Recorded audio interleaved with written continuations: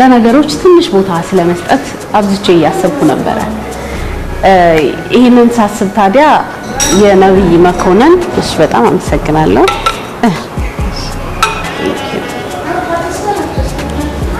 ይሄንን ደጋግሜ ሳስብ ታዲያ የጋሽ ነብይ መኮንን አንድ በጣም የምወደው ግጥም ትዝ ይለኛል ትንሽ ቦታ በዚህ አመት ብንጣላ መታረቂያ ብንታረቅ ለመጣያ ትንሽ ቦታ መጠለያ ትንሽ ብቻ መሰደጃ እያለ የሚወርድ ቆንጆ ግጥም አለ አስቡት እስኪ አዲስ ነገር መጀመር ብንፈልግ አዲስ ነገር መስራት ብንፈልግ ወደ ህይወታችን አዲስ ወዳጅ ማስገባት ብንፈልግ ያቺ ትንሽ ቦታ ከሌለች በምን በኩል ነው የምንማስገባው በምን በኩል ነው አዲስ ነገር የምንጀምረው ወይ ደግሞ አንድ ሰው እኛ ህይወት ላይ የተወሰነ ክፍተት አይቶ ያንን ክፍተት አይቶ ለመሙላት ቢመጣ ያቺ ትንሽ ቦታ ከሌለች በምን በኩል ገብቶ ያስተካክለዋል እኛ ደግሞ ሌላ ሰዎች ህይወት ላይ ክፍተት አይተን ይሄንን ክፍተት ለመሙላት ብንሄድ ያቺ ትንሽ ቦታ ከሌለች በምን በኩል ገብተን ልናስተካክለው እንችላለን እኔ በዚህ አመት በብዙ ነገሮቼ ትንሽ ቦታ ስለመተው አብዝቼ እያሰብኩ ነው ጤና ይስጥልን ተመልካቾቻችን እንዴት ናችሁ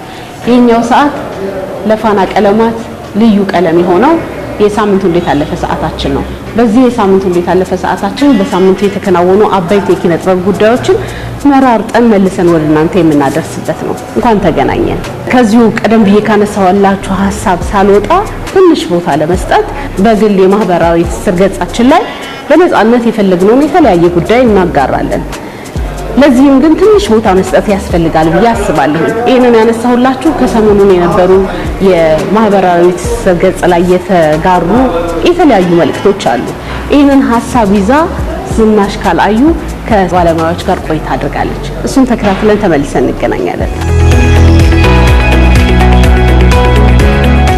ዛሬ ላይ ዓለም በቀላሉ ሰው ደጃፍ ለመድረስ የሚያስችለውን የተለያዩ ባህሪያት የተላበሱ የማህበራዊ ትስስር ድረገጾች በበዙበት በዚህ ዘመን ለብዙዎች ስራን አቀለዋል እንጀራቸውም ጭምር ሆኖ ህይወታቸውን በዚሁ ዘመን አመጣሽ ቴክኖሎጂ አማካኝነት ተቆራኝቷል የዚሁኑ ያህል ግን በቁጥር የማይለካ አሉታዊ ተጽዕኖ እያሳደረ እንዳለ ብዙ ጥናቶች ይገልጻሉ የዛሬው ትኩረታችን አስከፊ የተባለውን አሉታዊ ተጽዕኖ ላይ በማተኮር እንዴትስ እንፍታው በሚለው ጉዳይ ላይ የሳምንቱ መነጋገሪያ ጉዳያችን ሆኗል የሚሰሩ ኮንተንቶች ምን አይነት ኮንተንቶች ናቸው ለኦዲየንስ መቅረብ ያለበትና የሌለበት እየተባለ የሚመረጥበት መድረክ አይደለም ሶሻል ሚዲያ ሲባል ይሄ አክሰስ ቱ ፍሪደም ኦፍ ኤክስፕሬሽን በጣም አፕላይ የሚደረግበት ነው ግን የፈለገ ሐሳብ በነጻነት የመግለጽ መብት ቢኖረው ማንኛውም ሰው የተወሰነ እንደሚገደም ማወቅ አለበት በማወቅም ሆነ ባለማወቅ እየተሰራጩ ኦዲየንስንና ፐብሊክን በጣም ያጋጨ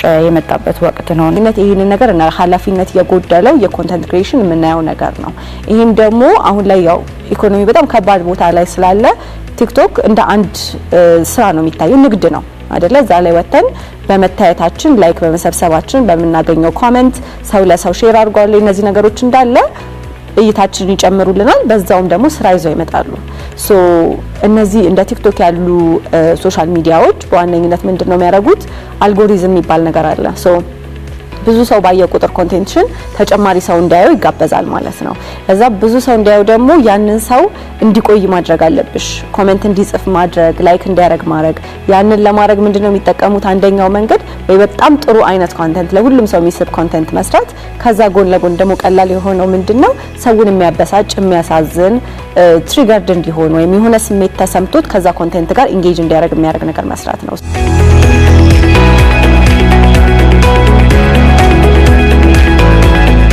እንደ ሴት ስቲን ደግሞ ብዙ ጾታ ተኮር የሆኑና ሚስሊድ የሚያረጉ ኦዲየንስን ህፃናትን ወጣቶችን በጣም ሶሻል ሚዲያ ተጠቃሚ ሆነዋልና እነሱን ወደ ተሳሳተ አቅጣጫ ወይ እንድምታ የሚመራ አይነት ኮንተንት ነው አሁን ላይ ያየሽ የምትመጪውና ከጊዜ ወደ ጊዜ እየተባባሰበት ሪፖርት ብታረጊው የማይጠፉ አሉና አንድ ኢንተርኔት ላይ ፖስት የተደረገ ነገር ይጣፋል ማለት አይቻልም እንደ ዶክመንት ተደርጎ የሚቀመጥ ነገር ነውና ሰው እሱን ነገር ቢያንስ ያወቀ ቢያደርግ ኃላፊነት የጎደለው አጠቃቀም ነው አሁን ላይ እየበዛ የመጣው በጣም ነው የሚያሳዝነው ምክንያቱም ሰው በቂ ግንዛቤ የለውም በአሁን ሰዓት ምን ያህል ጉዳት እያደረሰ እንደሆነ ምክንያቱም ወጣት ሰዎች ያዩታል ህፃናት ያዩታል ይሄንን ነገርና የማህበረሰባችን አመለካከት እየቀረጽንበት ነው አክቲቭሊ እንዴት እንደሚያስብ እየነገርነው ነው ወይም ስለ አንዳንድ ነገሮች ያለውን አመለካከትና ይሄንን ነገር ባንጸባረቅን ቁጥር ሌላውን የምናስተምረው ነገር ደግሞ በጣም ጎጂ የሚሆንበት ሁኔታ አለ።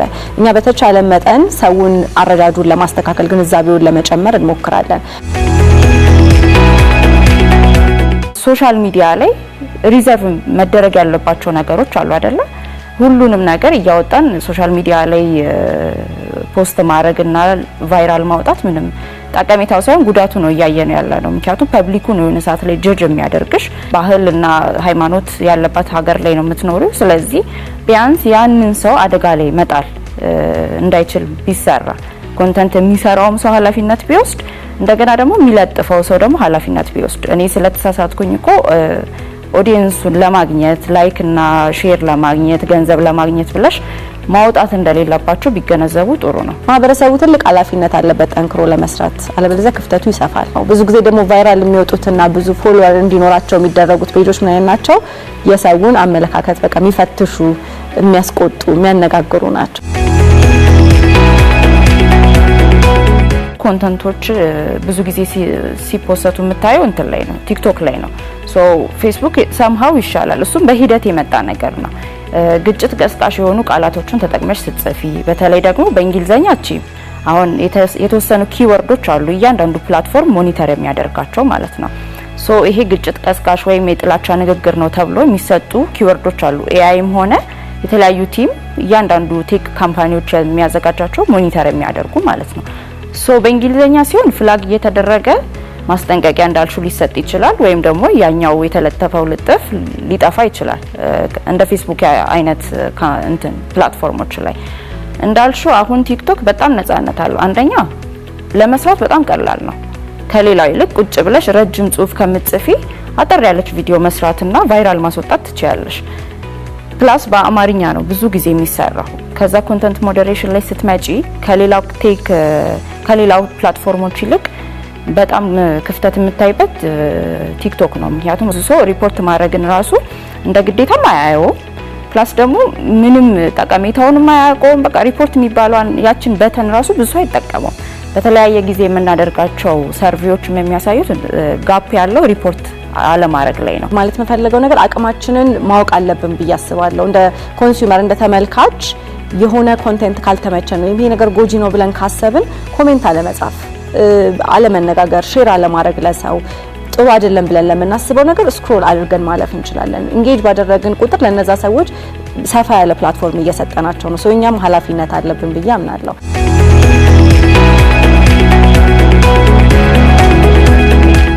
ለሀገራቸው ትልቅ አስተዋጽኦና አበርክቶ ያደረጉ ሰዎች የሚወቀሱት ስለሰሩት ስራ ስለማይጽፉ፣ ስለማይናገሩ፣ ታሪካቸውን መልሰው ስለማይሰንዱ በዚህ ወቀሳ ይቀርብባቸዋል። በእርግጥ ገና ምን ሰራው፣ ገና ምን አደረኩ፣ ምን አገለገልኩኝ ከሚል ትህትናና እሳቤ ይመስለኛል፣ እንደኔ ሐሳብ ነው። ነገር ግን በሰዓቱ የነበረውን ትክክለኛ ታሪክ ከማስቀመጥ እንደገና ደግሞ መከበር ያለባቸውን ሰዎች ለማክበር እንደነዚህ አይነት ልምዶች ቢደረጉ እጅግ በጣም ጥሩ ነው እንላለን። ከቅርብ ጊዜ ወዲህ ግን ይህንን ልምዳቸውን ዓለም አቀፋዊ እውቀታቸውን በመጽሐፍ መልኩ እየሰነዱ ለአንባቢያን ማቅረብ የተለመደ እየሆነ መጥቷል። ታዲያ በዚህ ሳምንት የአቢሲኒያ ባንክ መስራችና ፕሬዝዳንት የነበሩት በተባበሩት መንግስታት በአፍሪካ ልማት ባንክ ውስጥ በምክትል ፕሬዝዳንትነት ያገለገሉት ክቡር አቶ ተካልኝ ገዳሙ የህይወት ታሪካቸውን ከኢትዮጵያ አንዳንድ ጠቃሚ ሁነቶች ጋር በማገናኘት የሰነዱትን መጽሐፍ አስመርቀዋል። እኚህ የ92 ዓመት ታላቅ ሀገር ወዳድ አባት ታዲያ ዩኒቨርሲቲ ኮሌጅ በኢትዮጵያ ሲጀመር ከተመረቁት ሁለተኛው ናቸው። ከ69 ዓመት በፊት የኢኮኖሚክስ ትምህርታቸውን ለመማር ወደ አሜሪካ ያቀኑት በምጣኔ ሀብት ዕውቀታቸው ዓለም የመሰከረላቸው ናቸው። አቤታውያን በነገስታት ዙፋን ላይ ብለው የሰየሙት መጽሐፋቸውን የታሪክ እውነታቸውን ያሰፈሩበት ነው። ታሪክ ወዳድ የሆናችሁ ታሪክ ወደ ኋላ መለስ ብላችሁ ማንበብ የምትፈልጉ ሰዎች ይህንን መጽሐፍ ገዝታችሁ እንድታነቡ ጋብዛለሁ። መለሰ ምትኩ ስለ መጽሐፍ ጉዳይ ያዘጋጀልን ዝግጅት አለ። እሱን ተከታትለን ደግሞ ተመልሰን እንገናኛለን። መልካም ጊዜ። ሰዎች በተለያየ ምክንያት ግለ ታሪካቸውን ለአንባቢያን ሊያቀርቡ ይችላሉ። አለማየሁ ማሞም ከስደቴ ጀርባ የተሰኘውን እውነተኛ ግለ ታሪክ ለመጻፍ ያነሳሳውን ምክንያት በማስታወሻው ላይ እንዲህ አስፍሮልን እናገኛለን። ጋብቻ ክቡር ነው፣ መኝታ አልጋውም ንጹህ ነው እንዲሉ ፍቅርና ትዳር በስደት ህይወት ውስጥ ወደ መጽናኛ ከተማ ለመግባት ሰማያዊ ቁልፍ መሆኑ አይቀርም፣ አሊያም ፈታኝ የህይወት አዙሪት በመሆን ቅስምን ሊሰብር ይችላል። እንዲያም ሆኖ ሰዎች ከኔ የህይወት ተሞክሮ ጥቂት እንጥብጣቢ ይጨልፉ ዘንድ በምክንያትነት ከተብኩት ይለናል። ይሄ መጽሐፍ 1-2 ዓመት አካባቢ የፈጀ መጽሐፍ ነው ሲጻፍ። ርዕሱ ላይ እንደሚናገረው ከስደቴ ጀርባ ነው የሚለው። አንደኛ ብዙ ማህበራዊ የሆነ ቀውሶችን፣ ማህበራዊ የአመለካከት ችግርን እነዚህን በደንብ ያቀፈ ነው። በተለይ ደግሞ ስደት ላይ ትኩረት ያደረኩበት ምክንያት ሁለቱንም አይነት ስደት እኔ ወደ አሜሪካ ሲሄድ በስደት ነው የሄድኩት። ነገር ግን አይሮፕላን ተሳፍሬ መሄድ አይደለም፣ የበረሃውንም አይቼዋለሁ፣ የበረሃውን ስደት። ስለዚህ እነዚህን የበረሃ ስደቱና በግር የሚኬድ ስደትና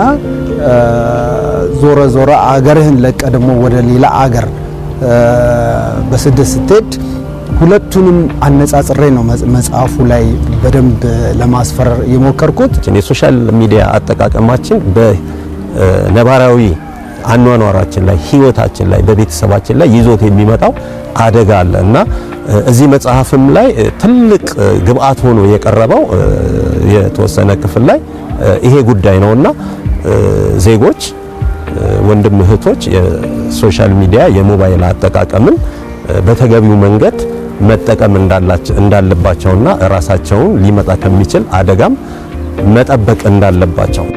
በህይወት ስንመላለስ በነጋችን ላይ የምናሳልፈው እያንዳንዱ ውሳኔ እኛነታችንን ሊበይን ይችላል። በረፍት አልባ የህይወት ሩጫ ውስጥ የዓለማየሁ ማሞ የቤተሰብ የትዳር ህይወት፣ ራስን የማሳደግ ጓደኝነት፣ መለያየትና የይቅርታ ውሳኔዎቹ ከስደት የጀርባ እውነተኛ ግለ ታሪክ መጽሐፍ ላይ በግልጽ ቀርበው እናገኛቸዋለን። ተደራሲውም ከዚህ አንዳች ነገር ይወስዳል። እጣ ፈንታን ፍለጋ በወጣትነት እድሜ 12ኛ ክፍል የመልቀቂያ ፈተና ከወሰድኩ በኋላ ወዴትኛው አቅጣጫ ሊሄድ በሚለው ያንን ለመወሰን የተደረገ ከቤተሰብ ጋራ ነው ከወንድሞቼ ከወንድሜ ጓደኞች ጋራ የነበረው ምክክርን በደንብ ገልጬዋለሁ። ትምህርቴን መቀጠል አልቻልኩም። ምክንያቱም የፖለቲካል ለውጥ የመንግስት ለውጥ ሆነና እንደገና ከአስመራ ኦል ዘ ዌይ በረሃን አቋርጠን ወደ ሰሜን ሱዳን የገባንበት ሁኔታ አለ። ወደ 4-5 የአንድ ዶርም ተማሪዎች አብረን ነበረ ስንጓዝ የነበረው። እንደውም አንደኛውን ጓደኛችንን በረሃው ላይ አተነዋል። ይሄ ምን ያህል ስደት ምን ያህል አስከፊ መሆኑን በእግር ተጉዤ ያየሁት ነገር ነው። እኔ ይህን መጽሐፍ ሳነብ በመጽሐፉ ውስጥ ያሉት ንዑስ ታሪኮች የማይረሱና ትርጉም የሚሰጡ ሆነው አግኝቻቸዋለሁ። ለአብነትም የባለታሪኩ እናትና አባት የቋንቋ ልዩነት ሳያግዳቸው ጸሐፊውንም ስንኝ ያስቋጠረች ነች። የመጀመሪያ ከኮሌጅ ግራጁዌት አድርጌ መጀመሪያ ስራ የተመደብኩበት ወደ ኢሊባቡር አካባቢ ነው። እኔ ተመድቤ ሲሄድ አባቴ ቤት ውስጥ ኦሮምኛ እና አማርኛ ይናገራል። እናቴ አማርኛ ብቻ ነው የምትናገረው። ስለዚህ የተወሰነ የታዘብኩትና እኔን እንትን ያለኝ ነገር ስሜቴን የገዛው ነገር ነበርና ይሄ እንዴት ሊሆን ይችላል በሚል መጽሐፌ ላይ ኦልሬዲ በደንብ ጽፌዋለሁ። ግን ማጠቃለያዋ ግጥም ነች። አንድ ልጅ ተወልዶ ቢያድግ ባህር ማዶ ይናገራል ቋንቋ የዜጋውን ለምዶ። ቋንቋ አይሆንም ልዩነት ከመግባቢያ ውጪ ደምን አይቀይርም ቀይን ወደ ነጭ። ከጊዜና ስራ ጋር እሽቅድምድም በበዛበት የስደት ህይወት አንደኛው የኑሮ ገጽ ሲደምቅ ሌላው ይጨልማል። የዓለማየሁ ማሞ ፈተናና ግብግብ የበዛበት ወደ ፍርድ ቤት ክስ ያመራና በፍቺ የተቋጨው ትዳር የሰው ልጅ ገጸ ብዙ ስብዕና ያሳያል። መጽሐፉ እውነተኛ ግለ ታሪክ ቢሆንም እንደ ልብ ወለድ ልብ ሰቅሎ ቀጣይ ሁነቶችን እንድንጠብቅ ያደርጋል። በየትኛውም ዓለም ጋብቻና ፍቺ ተፈጥሯዊ ነው። ግን ተፈጥሯዊ ቢሆንም ምንድነው ለዛ የሚያበቃቸው ምክንያቶች? ስፔሻሊ ወደ ፍቺው ላይ ትኩረት ስናደርግ ምንድነው ለፍቺ ምክንያቶች የሚሉ ነጥቦችን ያየን እንደሆነ በብዛት ድብቅ ናቸው። አለማየሁ ግን ያሉትን ነገሮች በዚህ መጽሐፍ ውስጥ በጣም ልብ በሚሰቅል መልኩ አንባቢ የሆነ ግንዛቤ እንዲያገኝ አሁናዊ ሁኔታዎችንና ያለፉ ታሪኮችን እያሰናሰለ ያቀረበው ስለሆነ በዚህ አጋጣሚ መጽሐፉን ሰራ በጣም ደስ ብሎኝ ወድጄው ነው። እዚህ ላይ አሁን እኔ ቁጭ ብዬ እንትን ስል ከጀርባ የነበሩት በተለይ ወደ 15 20 ዓመት የነበሩት ውጣ ውረዶችን አልፌ ነው እና ለኔ እንደ ወርቅ እንደ ዳይመንድ ተቀጥቅጬ እንደወጣው ነው የምቆጥረው። ስለዚህ እዛች ላይ እንትን ያልኩት ምንድነው ያቺ ውጣ ውረድ ያቺ ፈተና ከሌለ ህይወት ትርጉም የለውም። ስለዚህ ህይወት በትርጉም የሚሞላው በውጣ ውረዶች በፈተናዎች ስታልፍ ነው። ፈተና ደግሞ መጨረሻው ያምራል። ለዚህ ነው ወርቅ ተቀጥቅጦ የሚያበራ የሆነ እንትን የሚወጣው የሚለውን ለመጥቀስ ፈልጌ ነው። አለማየሁ በእውነተኛ ግለ ታሪኩ እንዳስነበበን በቀል በሱ ዘንድ ቦታ የለውም። ያለፈ ታሪኩን በይቅርታ ደምድሟል። ይህ ለሚያነበው ሁሉ ሰፊ ልብና ቻይነት አሸናፊ መሆኑን ያሳያል። 11ኛው ጉማ አዋርድ ጥቅምት 22 በአድዋ ሙዚየም እንደሚከበር አዘጋጆቹ ገልጸዋል። በዚህ ሳምንት እንግዲህ ጉማ እንደሚታወቀው ለተከታታይ 10 ዓመታት የተለያዩ የፊልም ባለሙያዎችን ሲሸልም ሲያከብር ቆይቷል። እየሰራ እንዲህ ሲሸልም ሲከበር እጅግ በጣም ደስ ይላል። እንደገና ደግሞ ለሰሪውም የሚያይ ሰው አለ፣ አይቶ የሚሸልመኝ የሚያከብረኝ ሰው አለ ተብሎ ጠንቀቅ ብሎ አስቦ እንዲሰራ ያደርጋል። በሀገራችን ደግሞ ትልቁ የሽልማት አዋርድ ብለን ከምንጠራቸው ውስጥ አንዱ ነው የጉማ አዋርድ ማለት ነው። እንግዲህ በዚህ አመት ታዲያ በጣም የተለያዩ አዳዲስ ጉዳዮችን ይዞ መጥቷል። ዘንድሮ የጉማ አዋርድ የህይወት ዘመን ተሸላሚ አድርጎ ያመጣቸው ደግሞ ተዋናይት ፍቅርተ ጌታሁንና ተዋናይት ወለላ አሰፋን ነው። እንግዲህ ለነሱ እንኳን ደስ ያላችሁ። ለዘንድሮ የጉማ አዋርድ እጩዎች ደግሞ እንኳን ታጫችሁ እንኳን ደስ ያላችሁ ማለት እንወዳለን። ዘንድሮ በጣም ለየት ያለ ትኩረት የሰጠው ራሱ ጉማ አዋርድ አለባበስ ላይ ነው። አለባበስ ሙሉ ለሙሉ የሀበሻ አለባበስ እንዲሆን አቅጣጫ አስቀምጠዋል። የዘንድሮ ጉማ አዋርድ ማን ያሸንፋል የሚለውን ደግሞ በሚቀጥሉት ሳምንታት መልሰን ወደ እናንተ የምናደርስ ነው የሚሆነው። ቀጥሎ ወደ እናንተ የምናስመለክተው ጉዳይ ደግሞ ባልደረባይ ሆሳና ያዘጋጀችልን ዓለም አቀፋዊ የመዝናኛ ጉዳዮች ምን ነበሩ በዚህ ሳምንት የሚለው ነው። እሱን ተከታትለን ተመልሰን እንገናኛለን።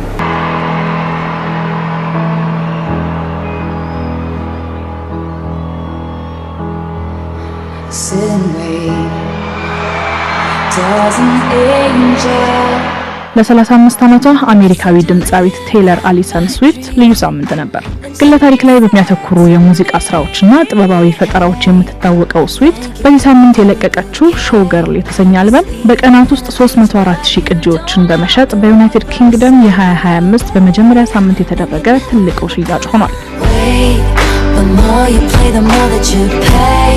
You're softer than a kitten, so you don't know the life of a showgirl, babe. And you're never gonna wanna. በ2017 ለአድማጭ ደርሶ 672,000 ቅጂዎችን መሸጥ ከቻለው የኤድ ሸረን ዲቫይድ ከተሰኘ ስራ በኋላ በ3 ቀናት ውስጥ ብቻ በዩኬ ትልቁን የመጀመሪያ ሳምንት ሽያጭ ማስመዝገብ ችላለች። ስዊፍት በአሜሪካ በአንድ ቀን ብቻ 2.7 ሚሊዮን ሽያጮችን አስመዝግባለች። ያም የስዊፍት ትልቁ የሽያጭ ሳምንት ለመሆን ችሏል። ዘመናዊ የምዝገባ ዘዴ ከተጀመረበት ጊዜ አንስቶ እንደ አውሮፓውያን አቆጣጠር በ2015 ተለቆ በመጀመሪያ ሳምንት 3.378 ሚሊዮን ቅጂ ሽያጮች ማግኘት የቻለው የአዴል 25 የተሰኘ አልበምን በመከተል ከ1991 ወዲህ ሁለተኛው ትልቁ የሽያጭ ሳምንት ሆኗል። የቀድሞ የአንድ ሳምንት ከፍተኛ ሪከርድም በራሷ የመጨረሻ አልበም ዘ ቶርቸርድ ፖይት ዲፓርትመንት በ859 ቅጂዎች ይዘው የነበረ ሲሆን የስዊፍትን የሽያጭ አህዞች የበለጠ አስደናቂ ያደረገው ደግሞ የሌሎች የአልበም ሽያጭ መቀዛቀዝ ላይ በሆነበት ጊዜ መሆኑ ነው።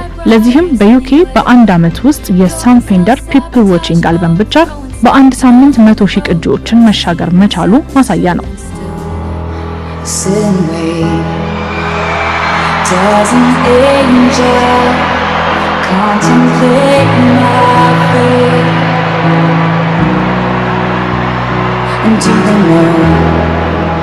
places where we go when we're great and old. ቴይለር የሙዚቃ ስራዋን ከጀመረች ጀምሮ ከ500 በላይ ሽልማቶች ላይ ታጭታለች። 324ቱን ደግሞ አሸንፋለች። ግራሚ አዋርድን 58 ጊዜ ታጭታ 14 ጊዜ ስታሸንፍ ሚድናይትስ፣ ፊርለስ፣ 1989 እና ፎክሎር የተሰኙ አልበሞቿም የአመቱ ምርጥ አልበም በመባል የመጀመሪያዋ በ4 አልበሞች ክብሩን ያገኘች ሴትም ጭምር ነች። ጊነስ ወርልድ ሪከርድስም በተለያዩ ጊዜያት 118 ጊዜ ስሟን ያሰፈረ ሲሆን ከፍተኛ ገቢ ያስመዘገበች ሴት ሙዚቀኛ፣ ትልቁ የቪኒል ሽያጭ፣ በርካታ የስፖቲፋይ ተመልካች ያገኘችም ድምጻዊት ናት።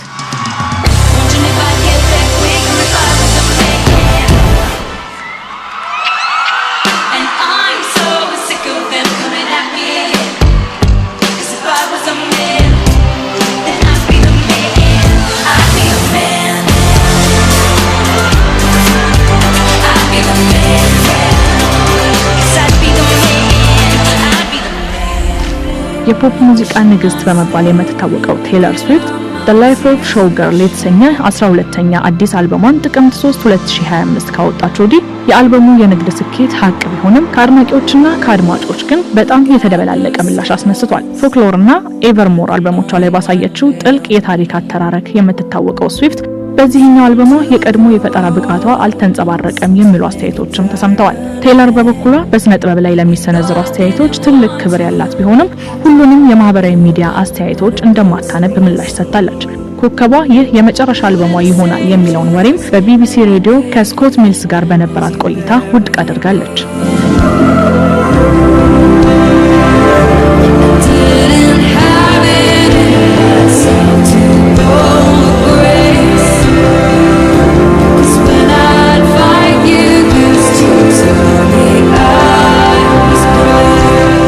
በሳምንቱ የነበሩትን የኪነ ጥበብ ጉዳዮች በሳምንቱ እንዴት አለፈ ይህንን ባለ መልኩ ወደ እናንተ ለማድረስ ሞክረናል። በርካታ ጉዳዮች ተከናውነዋል። ከነዛ መካከል ግን የተወሰኑትን መርጠን ወደ እናንተ አድርሰናል። ሳምንቱ እንዴት አለፈ ቆይታዬን ያደረኩት እንግዲህ ዮያ ኮፊ ውስጥ ነው። ከቅርብ ጊዜ ወዲህ እንግዲህ እንደነዚህ አይነት ቦታዎች ከሚሰጡት የአገልግሎት በተጨማሪ ለቤቱ ውበት ሰው መጥቶ ቆንጆ መንፈስ እንዲጋባበት ደስ ብሎት እንዲያሳልፍ ለማድረግ እጅግ በጣም በተለያየ ማስዋቢያ እቃዎች አስውበውት የተሻለ እይታ እንዲኖረው በማድረግ ሁኔታ እየተለመደ መጥቷል። እኔ የሳምንቱ እንዴት አለፈ ጉዳይ በዚህ መልኩ አጠናቅቄያለሁ። የፋና ቀለማት ጉዳይ ግን አላለቀም። ከስቱዲዮ ሳምሪ ሀረግና ይትባረክ ይቀጥላሉ። እኔ በዚሁ ቆይታዬን አጠናቅቄያለሁ። መልካም ጊዜ።